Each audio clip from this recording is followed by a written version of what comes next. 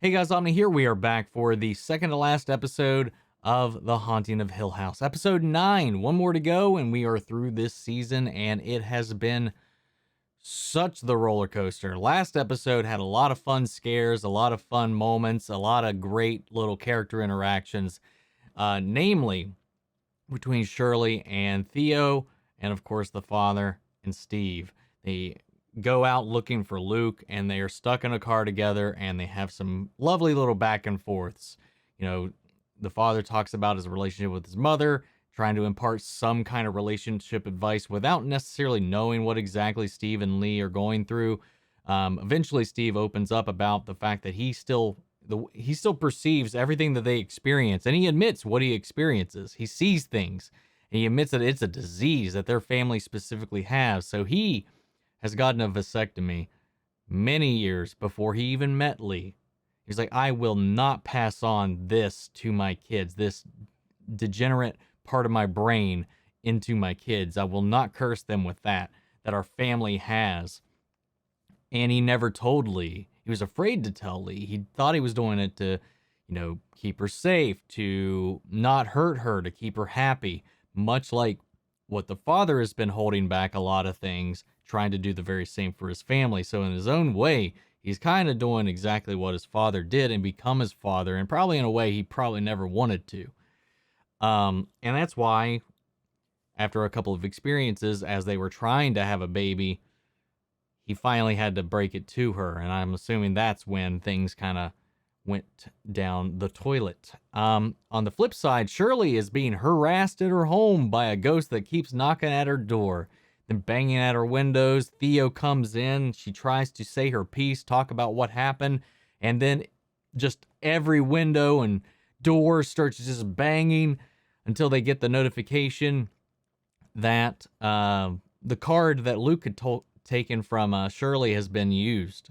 And it was used at a gas station that could only be between where they are and Hill House.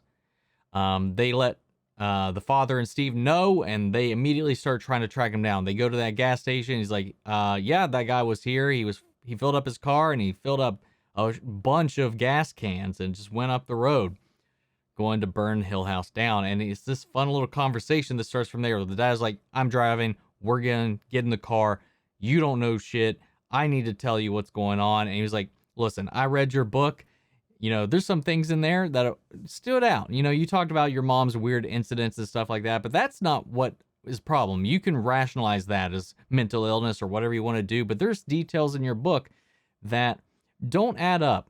Namely, you mentioned a clock when you went to talk to her about that little dresser that you gave her and that you put together, which turned out to be the object of interest of Poppy, who was a person who used to live at the house, who was mentally ill, insane, as described by Claire, and was psychotic and had to be institutionalized until she came back. She actually found love in the institution. So she is nuts, I guess. And she's the one that seems to be interacting with the mother through this thing. So, or it could just be all the spirits are just manifesting through the mother. It's hard to tell right now, but he's like, that's not the detail though. When you went up to find her in the twins' room, you mentioned seeing a guy in overalls and an oddly big mustache working on the clock. Well, I never hired anybody to work on that clock. That clock is special. I would have had to send that away to be worked on. Nobody would have came to the house to do that.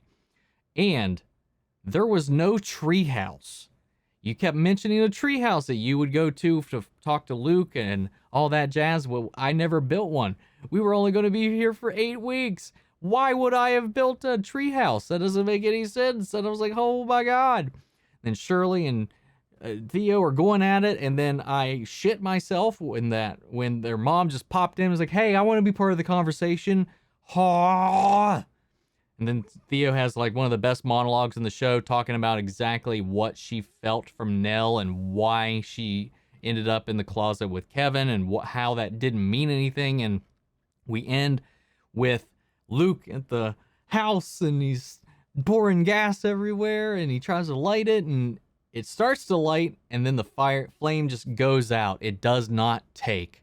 His mother is up on the staircase, and then behind him is the specter of Poppy, who just grabs his face and cut to black. And I need to know what happens. I know this was a long intro for the shortest episode of the season, but I needed to vent about this for a second, so I apologize. But guys, if you want to see the full-length reaction to this, it's going to be on Patreon, or if you become a member here on the channel, gets you access to that as well. Like I've said before, it just helps support the channel, help me work toward getting an editor to continue to help me with a lot of the shows that we have been covering here on the channel, because I want to do other shows. There's a lot of requests that you guys, of course, have that I just don't have the workload or the capacity to do, and that's one of the ways you can help me work towards getting to a place that is where that's kind of comfortable to do so. Another way, obviously, is just by liking the videos, commenting, and sharing them, and getting them a lot of engagement, because that really helps as well. But guys, that all down and out of the way, let's get into the penultimate episode of The Haunting of Hill House. You dozed off, huh? I guess I did. Before the storm. I wish I could just freeze them, keep them just like this forever. Your arm's asleep? No,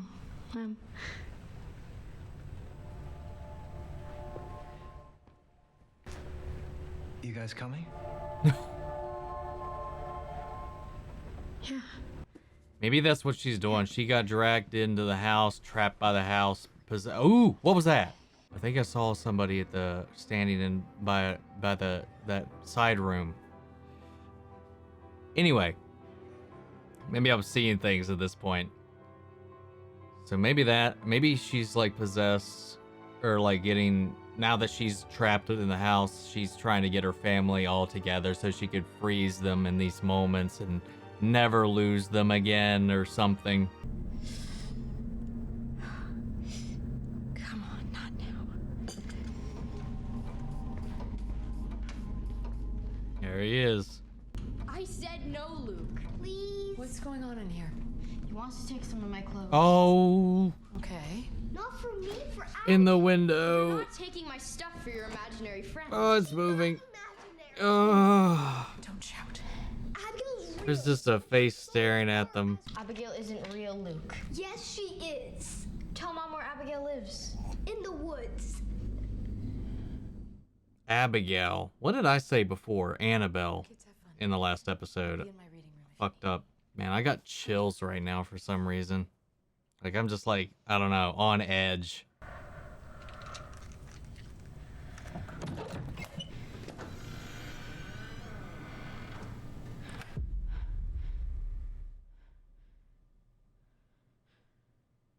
What the fuck?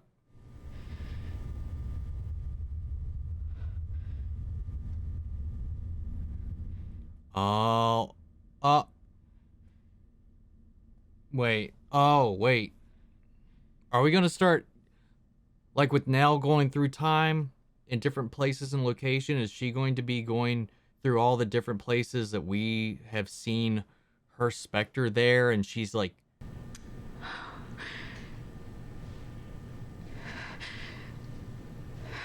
don't spook me.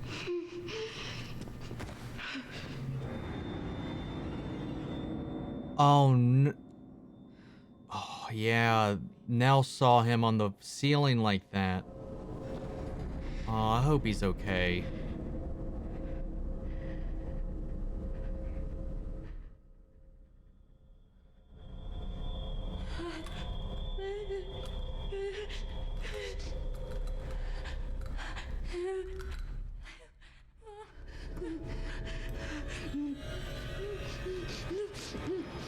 Oh.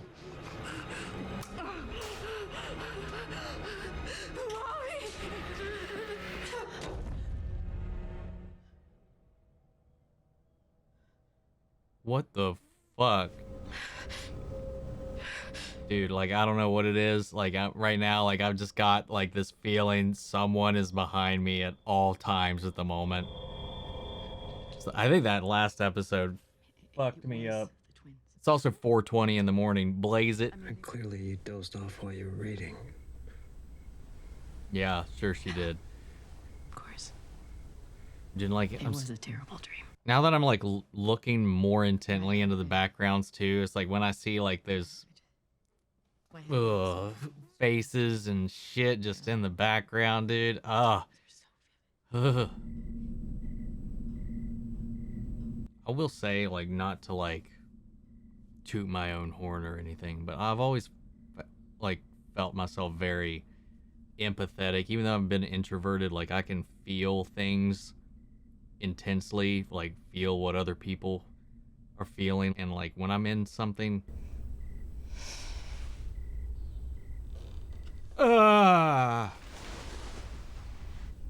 as like steeped in a specific kind of mood, like anything eerie, creepy, or anything like that, if I'm exposed to it for a long period of time, it will like literally suck out my joy.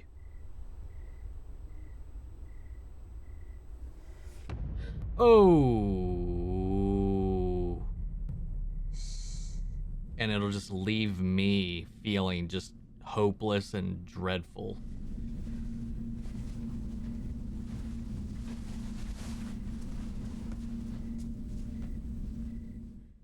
So that's why I have to like moderate this. Shake a leg. But then again, I'm doing 2 of these in one night right now. What you did with the room. So probably not a good idea, but I once dreamed his little legs stopped working. It just stopped one day. And he couldn't stand and he couldn't speak. And then he couldn't do anything but cry. Cry and bang on the walls. Bang on the walls for help and bang on the walls for mama and just bang, bang, bang. oh, that's the banging they've heard on the walls, Theo and Shirley. With him. And then he stopped banging. He stopped crying. Maybe. Stopped it all once he died. But that was just a dream. The worst dream was screaming Mimi. Screaming Mimi? But then I woke up. And they were safe. Is this when Stevie walked in? Oh my god. They're the elephant's eyebrows, those two. What the fuck? And I bet you'd do anything for them. Yes. So what if they was having a dream? I mean, bad ones. If they was stuck in that dream, you'd wake them. Of course. And keep them safe. No more bad dreams, no more screaming Mimis. You'd wake them up and you'd keep them just perfect. 'Cause I got a secret, a way to wake them up. A way to keep them safe. If they get stuck in them dreams. This is where she like traps her.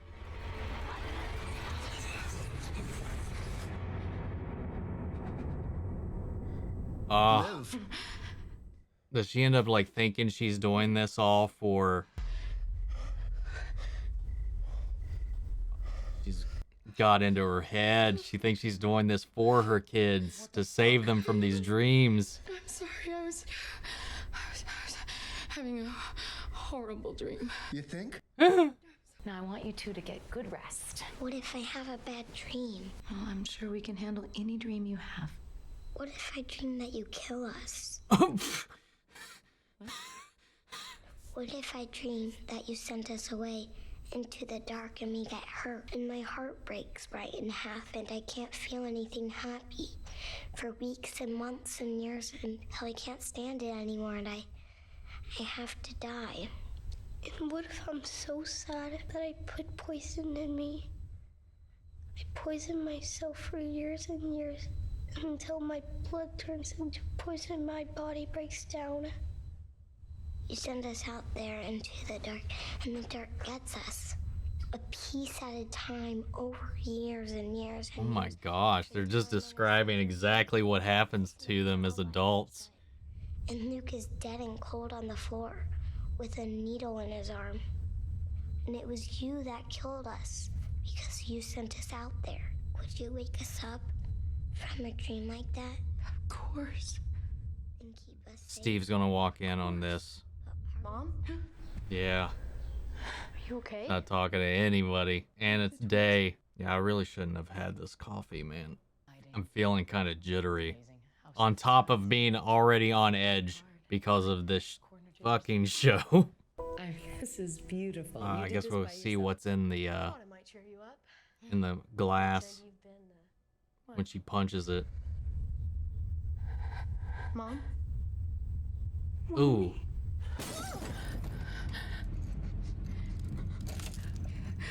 You're saying it was an accident, so you accidentally put your hand through a mirror, Liv? You're stressed. No, I was when we got here. I was all the things. I was stressed and excited and content and motivated and concerned and all the things. But all those colors, they're all gone now, Hugh. And there's only one left. I'm scared. That's what she was talking about, her color storms. That's all I am. There's nothing else. She mentioned it was only blackness now. I'm worried I've had a little too much caffeine, so if there is like a big scare like in the last episode, I'm worried I might actually fucking have a heart attack. You guys be good and take care of your poor So you kids. remember saying he thought she left. So I wonder how that plays out. Mommy. There's a guy in the doorway back there. Yep, just standing in the doorway. Does he have sunglasses on? Okay, Luke, listen, you cannot just this is so nasty. Guys. Focusing on that rat killer. Quiet, it's your mom. Forgot about that. They focused on it last time too. It was fine. She's in a hotel. She's not. Do you want to call me back later when the kids have gone to sleep? No, you have your hands full. I can hear you, bud. Okay. Is this the same room Nellie was in? It's the same layout, but then again, most hotel rooms kind of have generally the same layout.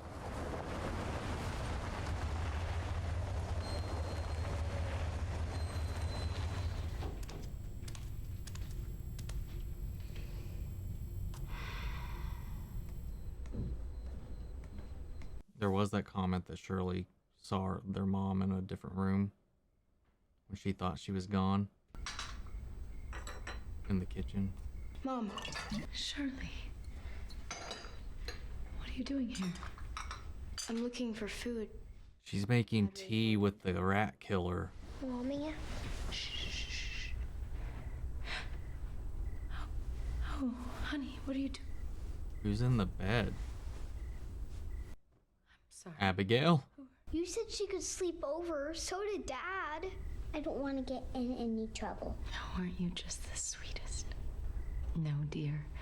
You're not Wait a minute, if she's the same age as them, maybe she's not a ghost. Maybe she's... surprise tea party. Tea party? I know, we've been so patient, but we have to be very quiet. the Dudley's girl that they were just talking about earlier. Because I don't think we've actually seen her with the Dudleys, only just heard about her, so we just assumed she was a specter. Or maybe she's the grown-up miscarriage. It's open. You found the key. You want to know the secret? Oh. Well, you are the key.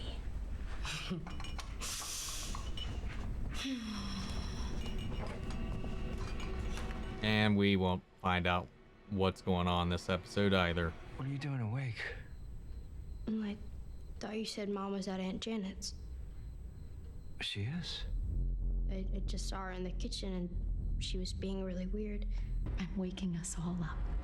What dream? It's okay. It's okay. She's having a nightmare. She's gonna wake up. What's wrong? Abigail! Just a moment, and then there'll be no more pain.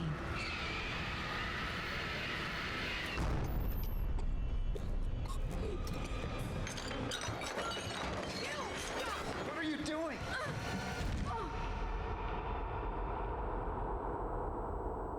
Is that going to be credits? No. Okay. I was like, Okay, so that's the knock to her head that Steve mentioned in the police report.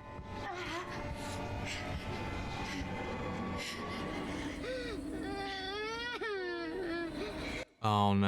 Abigail in the window! She's okay! She's in the window! No, her soul is.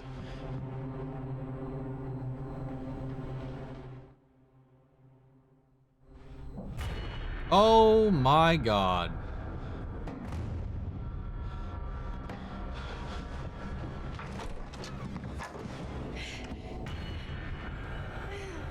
Hi, everybody. Man, the way this is shot is messing with my head right now. They're in there. He wants to take him away from you. She lies.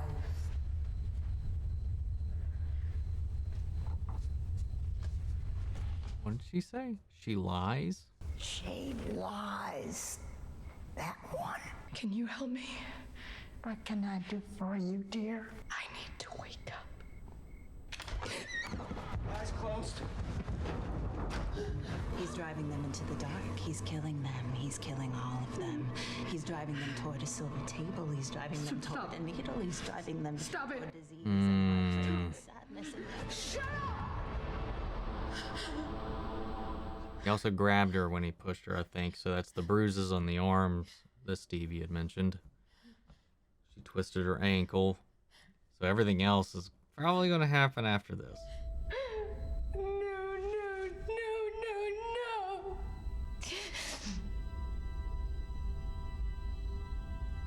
Are you awake now? He's killing them. He's killing all of them. It's okay, sugar. It's just a dream. Gosh, man, she got, I want to wake up.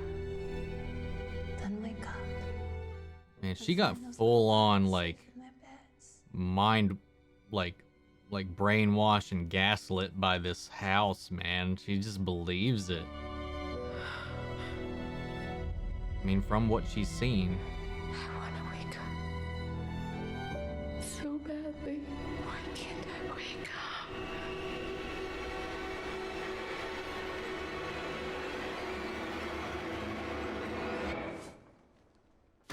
She did it herself. She didn't even get a chance to push her. I think she was either going to or was going to, like, bring her back. Oh, she's still twitching. And now I bet she's just really corrupted by the house.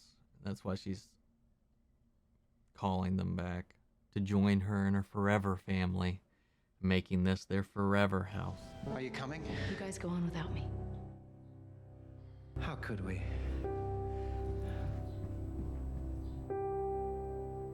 Okay. All right, man. We only have the finale after this, man. Okay.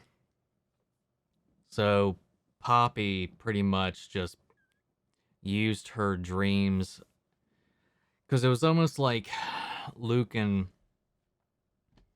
Nellie were trying to warn their mother about what she was eventually going to do.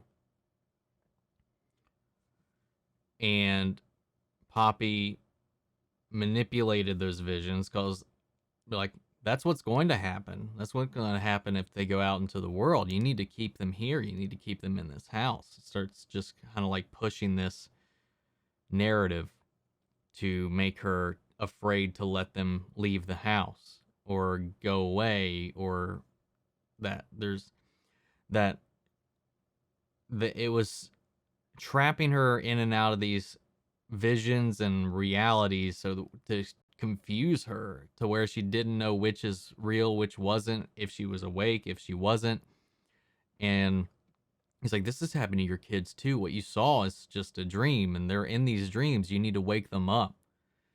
What's happening to you is happening to them. You got to be able to wake them up from these dreams. So wake them up. He's going to kill them and bring them into this world where they're just they add to the fuel to the house. Like they're like another log on the fire that keeps this house thriving and burning and rolling through eternity.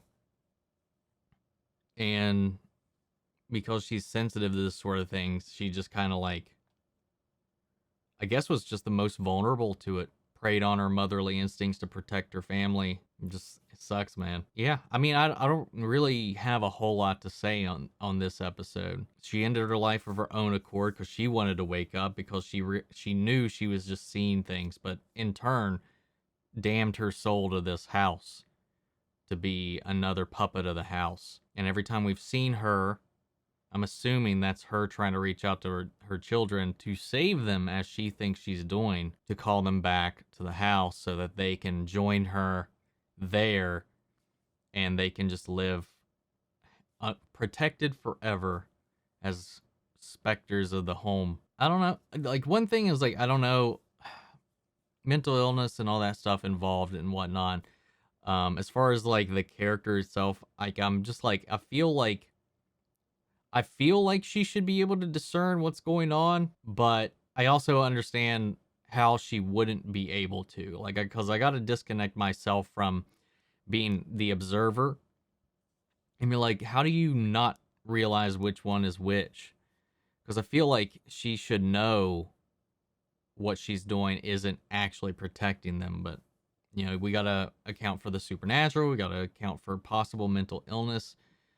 And also just the combination of both. So there might not be this proper rationale happening. So I got to keep that out of my head. Because, like, the conversation she had with Miss Dudley was like, it was like veering on the right conversation. It was like, you know, protect your kids by all means.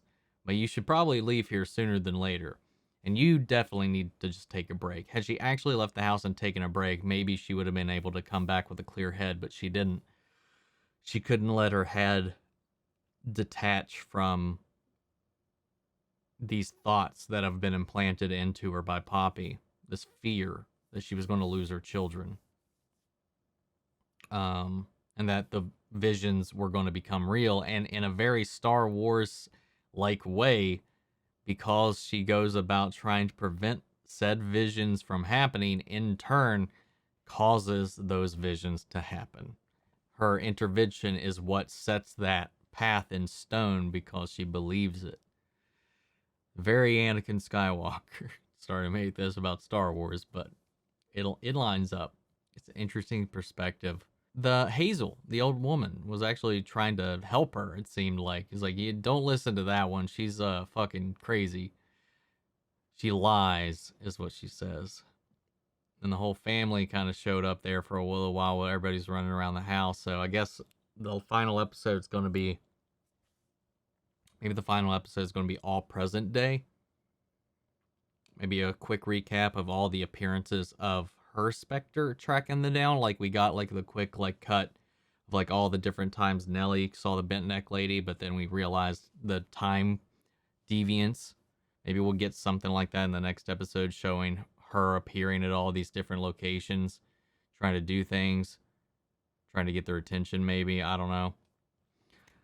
I don't really know what to say else about this one. Sorry, this one's maybe not as in-depth as the other one. Like I said earlier, like, this coffee has kind of fucked me up on top of my nerves already being on edge from that last episode. It's 5 a.m. I should probably be going to bed, but I decided to do 2 of these back to back because I got behind on my schedule and I wanted to be back on track for tomorrow. So, guys, I'm going to go ahead and pass this off to you all. Sound off in the comments. Let me know your thoughts down below. We'll carry on the conversation after the video. Remember, you can also join that conversation down in the Discord. Links to that and all my socials are down in the description below. If you want to see the full-length reaction to this, remember it's on Patreon, or if you become a member here on the channel, get you access to that as well. Speaking of, I want to shout out our channel legends: Manny Share, Ryan Karen, Jason Coleman, Philly Vane, Yuri Korskov, Margaret Grace, Peeling Zim, and Mary Bradley. Thank you guys so much for your support. But I'm going to head to bed, and I'll see you guys in the next one. Take care, everybody.